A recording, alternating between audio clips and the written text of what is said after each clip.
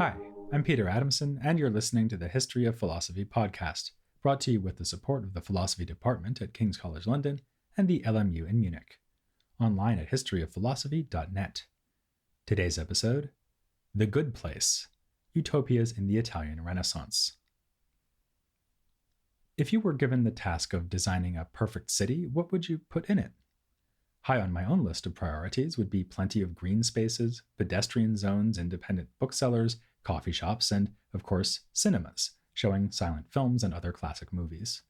I'd also have statues put up in the honor of my favorite philosophers like Plato, Avicenna, and Christine de Pizan, plus one of my twin brother, in part because he really deserves one, and in part because people might think it was me. I guess we should also have a statue of Thomas More, whose 1516 treatise Utopia is of course the most famous example of a project like the one I'm describing. Forget fantasy islands, More proposed a whole fantasy society, and the ideal educational, political, and economic conditions that would prevail there. It's convenient that I've already decided to have a statue of Plato, since More was, in turn, looking back to the Republic, the original utopia of the European philosophical tradition, in which Plato anticipated some of More's radical proposals, such as the common sharing of property. More's utopia illustrates a point that has so far gone largely unacknowledged in this podcast. I've been focusing on developments in Italy, implying that Renaissance philosophy began there, with the rest of Europe having to catch up later. This is a traditional way of telling the story, in part on the grounds that the quintessentially Renaissance movement called humanism was triggered by the presence of Eastern Greek scholars in Italy, and then taken up by Northern scholars, like Erasmus. But it's not as if Italian intellectuals were never influenced by the rest of Europe. Two obvious examples are the arrival of the printing press and the Protestant Reformation. The latter provoked the Counter-Reformation, or if you prefer, Catholic Reformation, in Southern Europe, providing the context for developments in Italian thought in the 16th century.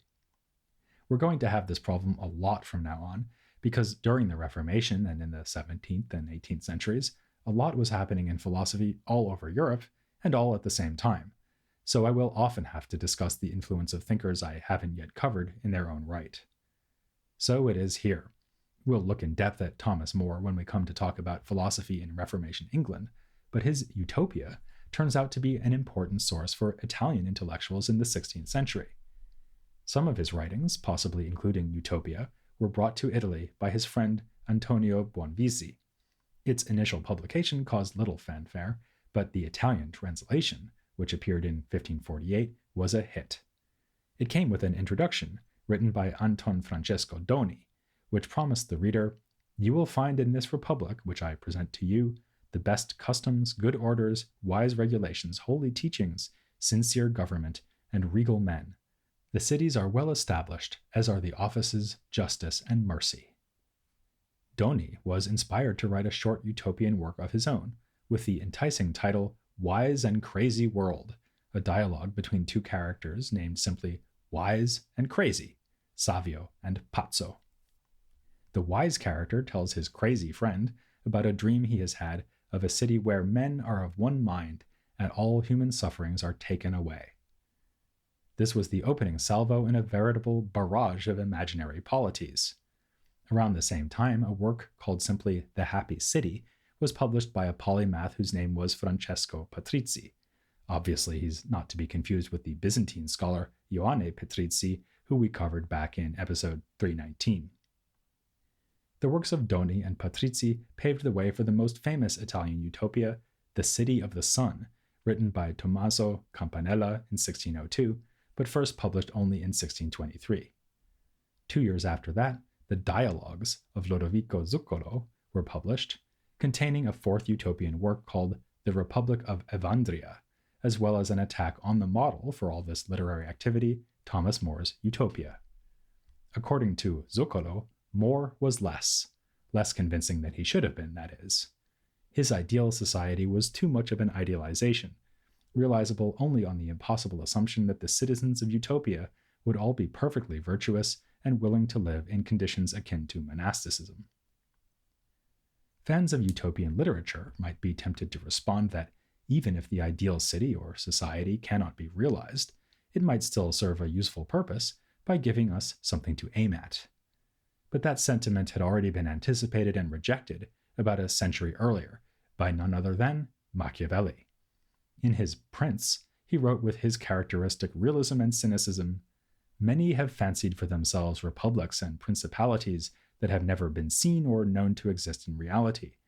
For there is such a difference between how men live and how they ought to live, that he who abandons what is done for what ought to be done learns his destruction rather than his preservation, because any man who under all conditions insists on making it his business to be good will surely be destroyed among so many who are not good." Machiavelli was writing too early to be thinking of More, or his Italian imitators, of course. He may instead have had Plato in mind. If so, he was giving Plato too little credit, since the Republic is far from optimistic about the prevalence of virtue in real Greek society, and goes out of its way to argue that the ideal society is genuinely possible, if unlikely. Of course, Machiavelli didn't need to invent utopias, because in his view, real life had provided a model to imitate and an ideal to strive for, in the shape of the ancient Roman Republic. And the authors of utopian treatises also look back to antiquity. Patrizzi openly admitted that he was taking many of his ideas from Aristotle's Politics, albeit with a good deal of creative elaboration, and Zuccolo's Evandria is meant to be more realistic than Thomas More's Utopia, in part because it has so much in common with Rome. Antonio Donato, the translator of several of the Utopias, has commented that for Italian humanists, Rome was both imaginary and real. That's an observation you could apply with some justice to Machiavelli and his fellow historians, too.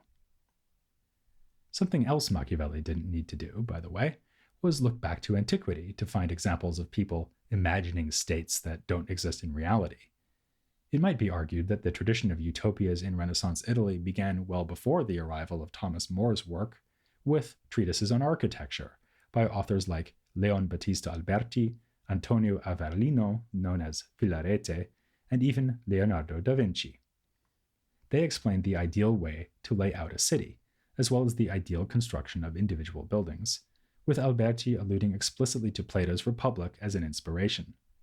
He and other city planners thought that Plato's strict division between social classes should be reflected in the urban landscape. Thus, da Vinci proposed a two-level city, with the rich literally living above the poor. In this imagined city, the layout would express in physical terms a fundamental assumption we've seen underlying the political philosophy of the period, that the popolo are at the bottom and the ottimati on top. Another theme taken over from ancient authors was the ideal shape for a city. Plato mentions that the lost city of Atlantis was circular, and the great architectural writer Vitruvius, a major source for Alberti, suggested that a city should have its streets laid on a radial plan, like the spokes of a wheel. That idea would be taken up by Doni in his Wise and Crazy World. In such a radial city, it would be almost impossible to get lost, which would make for a sharp contrast to real Italian city centers, as anyone who has been there will know. And someone standing in the center would be able to see the whole city just by turning around, an apparently innocent remark that seems more sinister once you notice that it anticipates Jeremy Bentham's idea of the panopticon, a jail in which the inmates can be observed at all times from a central viewing position. My ideal city would definitely not work like this, but that might have something to do with my real hometown, of which Ralph Waldo Emerson said, "We say the cows laid out Boston. Well, there are worse surveyors." One of the reasons that Tommaso Campanella's City of the Sun is so famous is its remarkable account of the layout and physical appearance of its utopia. It has a series of concentric circular walls, making it almost impossible to take by military force, or so Campanella says, despite the fact that the Ottomans had not so long ago managed to batter their way through the formidable walls at Constantinople. In the City of the Sun, the walls are painted with all the images and information one needs to learn the sciences, including everything from pictures of various animal species to definitions for use in metaphysics and ethics. Now that idea I am definitely stealing. Instead of publishing these podcasts as books, I should be releasing them as wallpaper. Education is of vital importance for Campanella, because just like Plato's Republic, this city is ruled according to the principles of philosophy. The highest ruler is a consummate scientist and intellectual, and has subordinates who oversee the various disciplines, which include the liberal arts as well as applied sciences, like medicine. It may seem both unnecessary and over-optimistic that rulers could be deeply learned scholars. One can imagine Machiavelli, to say nothing of the modern-day American voter, snorting in derision. But Campanella has the main speaker in his dialogue explain that if his readers find such proposals incredible, that is because of the scientific culture to which they are accustomed, which is corrupted by mere book learning and memorization of the teachings of figures like Aristotle. As we'll be seeing in a later episode, these remarks fit perfectly into Campanella's philosophical agenda. He rejected Aristotelian science in favor of theories inspired by his predecessor, Bernardino Telesio. Even the importance of the sun in his Utopia is a reflection of those theories. Telesio and Campanella saw heat as a fundamental explanatory principle in their new physics. In The City of the Sun, Campanella duly explains that his citizens see the sun, the greatest source of heat, as an image of God. That's yet another idea we can trace back to Plato's Republic, and its famous analogy between the sun and the form of the good. So, Campanella's ideas about philosophy, and especially natural philosophy, provide us with an obvious context for understanding aspects of his City of the Sun. Presumably, his political ideas and experiences are also relevant, but it's not so easy to say how. Campanella's life was a difficult one. He was arrested by the Inquisition in 1594 and for a time imprisoned alongside another famous victim of persecution, Giordano Bruno. A further run-in with the authorities came in 1599, when he was accused of conspiring against the Spanish domination of Naples. Arrested for treason and, for good measure, heresy, he would endure horrific torture and decades of imprisonment, albeit under conditions which allowed him to compose many treatises, including The City of the Sun. He was finally released in 1626, and in 1634 he made his way to France before dying in 1639. Given this life story, it is surprising that one of his main contributions to political thought, a book called On the Monarchy of Spain, argues in favor of the universal rule of the Spanish power that subjected him to so much misery. An obvious suspicion is that he may have written it to persuade his jailers that he was on their side after all, but questions about the exact dating of the work make it hard to know for sure. Campanella does seem to have good reasons for supporting an expansion of Spanish dominion, even if he also suggests that this might be the least bad option available. Spain had proved its ability to take on the Ottomans at the pivotal Battle of Lepanto in 1571, whereas the Italian princes were too weak, even collectively, to defend Christian interests against Ottoman aggression.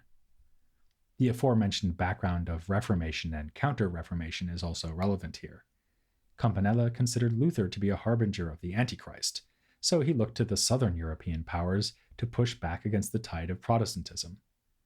Whatever mixed feelings he had about the Spanish, they were at least willing to recognize the spiritual authority of the Pope. In this respect, Campanella should be distinguished from earlier imperial monarchists like Dante. Where Dante wanted to put all authority in the hands of a secular emperor, Campanella saw unified governance under the Spanish crown as compatible with, indeed justified by, a political alliance with the papacy. All of which allowed him to transfer his support to the French crown as soon as he moved to France, and conveniently decided that the Spanish were professing Catholic piety for merely pragmatic political reasons. That cynical approach to faith is something he associated with Machiavelli, whom he called the scandal, ruin, scourge, and fire of this century. He wrote a work against Machiavelli's thought, which bears the forthright title, Atheism Defeated. He was particularly outraged by the Machiavellian advice that rulers should instrumentalize religion as a way of binding together a political community. Often the most heated polemics are provoked by near agreement, and that may apply here, because Campanella also saw religion as a powerful source of social cohesion. And he offered some pretty Machiavellian thoughts on how the Spanish monarchy could exploit division between its enemies, for instance by lending support to the Calvinists in England to sow dissension there. But as we can see from The City of the Sun, in his ideal polity, religion would not be the tool of the ruler, but his central purpose. His political leaders are scholars and philosophers, but also priests, and his utopia is neither a principiate nor a republic, the two forms of governance considered by Machiavelli. It is a full-blown theocracy. Campanella recognizes, indeed insists upon, the novelty of this approach. Because religion has never been truly central in historical governments, he says, there has never been on this earth a state wholly without injustice, without sedition, without tyranny. With this, Campanella can be seen as anticipating and answering a complaint about utopian treatises.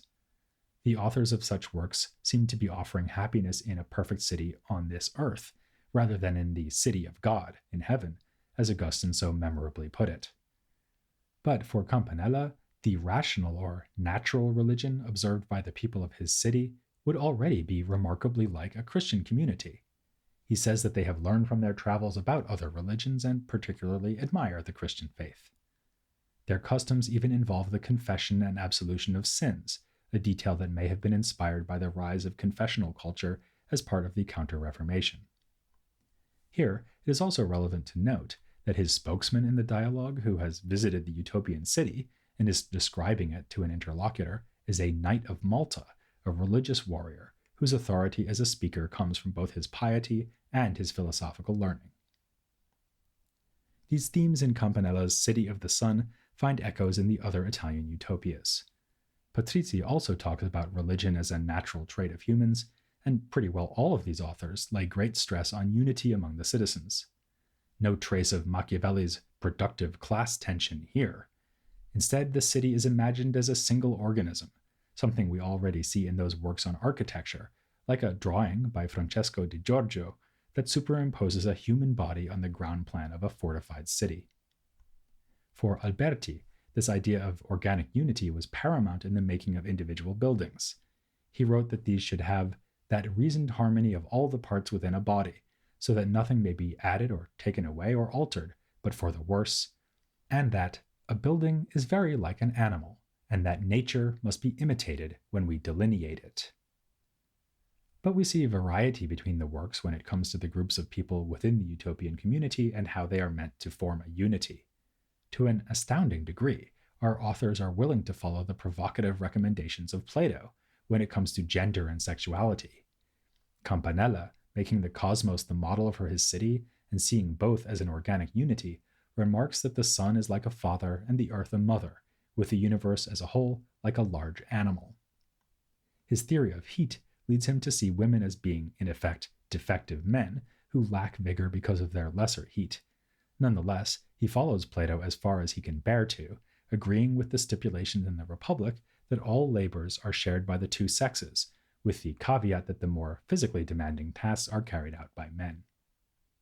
He also adopts Plato's policy of eugenics, according to which mates are chosen by a scientific procedure, and says that the citizens of this city would find us ridiculous for taking care over the breeding of horses and dogs, but not humans. Even more outrageous is Doni, who says there is a street of women that men visit for sex in his perfect city, with the resulting children shared in common by the whole community. What about the economic classes, which played such a key role in the historical analyses of Bruni, Machiavelli, and Guicciardini? Of the four authors, Patrizzi is the most aristocratic in attitude. He identifies 6 classes, namely farmers, artisans, merchants, warriors, officials, and priests. Of these, the first 3 are useful workers supporting the elite, with only the latter 3 groups considered as full citizens. As Patrizzi puts it, the city consists of 2 parts, one that serves and is unhappy, the other part meanwhile rules and is blessed. It's therefore been commented that his happy city is a utopia for philosopher kings. The more satirical and antic Francesco Doni, by contrast, wants to get rid of class distinctions altogether. In his utopia, one person is not richer than another, and wealth is passed around so that everyone has the chance to enjoy it. This echoes a comment he makes elsewhere: why should the nobles have so much and everyone else so little? It's no coincidence that Patrizzi was born into a noble family, Doni into a poor one. In all the utopias, though, it seems that no one is subject to genuine poverty or enjoys great affluence. Zuccolo says so explicitly, writing that, in Evandria there is not even a single beggar, and there are not excessively wealthy people. The most interesting reflections concerning economics are once again to be found in Campanella. In particular, he argues explicitly against the practice of slavery. There are no slaves in the city of the sun because everyone does their share of work. This is in contrast to the Italy of his day. He reckons that only 1 in 6 of the people who live in Naples actually do anything useful, and that if the labor was spread out fairly, each person would need to work only 4 hours a day. Elsewhere, in a work on economics, he is less provocative and simply accepts slavery as a fact of life, even giving advice on which peoples are best for which purposes. You may treat Negroes as you wish for burdensome occupations, he says. But he does not have a race-based theory of slavery or a theory of natural slavery like that of Aristotle. Instead, he seems to think the practice is a violation of nature, which is why he bans it from his Utopia and elsewhere writes that every human being is equal to every human being with respect to divine, natural, and civil commutative law. The economic policies recommended in these utopias are striking, but not stunningly innovative, since they echo the proto-communist ideas of Thomas More and before him Plato. Just as work is shared in common, so is wealth, and the citizens may not even have any use for money. In Campanella's city, money does exist, but only to trade with foreigners, and the people are said to be rich because they want nothing, and poor because they possess nothing. Thanks to passages like this, he has been hailed as a forerunner of modern-day socialism. His name is even inscribed on a Soviet obelisk. There's a certain irony here, in that the Italian Renaissance is sometimes seen as a kind of crucible for the birth of capitalism. The utopian thinkers dreamt about abolishing private property, but other writers were coming around to the idea that there might be advantages in a widespread human tendency that was wishfully eliminated from perfect imaginary cities: greed. You can bet your bottom dollar that it will be worth tuning in for the next episode to hear all about that, as we turn to Renaissance economic theories, here on The History of Philosophy Without Any Gaps.